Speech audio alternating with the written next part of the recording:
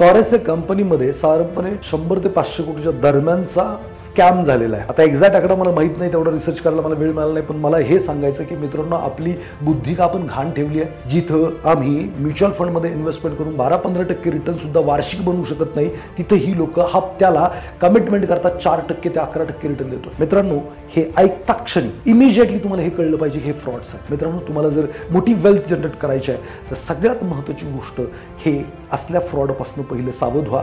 कदाचित गुंतवणूक नाही केली तर काहीतरी शिल्लक राहील, पण गुंतवणूक करून सर्व जाण्यात काहीच अर्थ नाही। जेव्हा मी म्युच्युअल फंडमध्ये इन्व्हेस्टमेंट करा म्हणतो, लोक म्हणतात रिस्क आहे। मित्रांनो, हे काय, जिथं पैसे लावताय ना तिथं 100% बुडण्याची रिस्क आहे, इथं तरी फक्त व्होलॅटिलिटीची रिस्क आहे। व्होलॅटिलिटीची रिस्क घ्या, आयुष्य सुंदर होईल, समृद्ध होईल। आणि जर तुम्ही अशा स्कॅममध्ये अडकत राहाल, 3%, 5%, 10%च्या नदी लागत राहाल, तर मला वाटतं तुम्ही तुमचं आयुष्य वेस्ट कराल, कुटुंबाचं आयुष्य वेस्ट कराल आणि मरताना तुमच्याकडे कदाचित एकही रुपया नसेल। खूप खूप मनापासून तुमची दया वाटते की यार, अशा गोष्टींमध्ये नका अडकू आणि हात जोडून विनंती आहे की जे लीगल आणि कायदेशीर आहे तेच करा।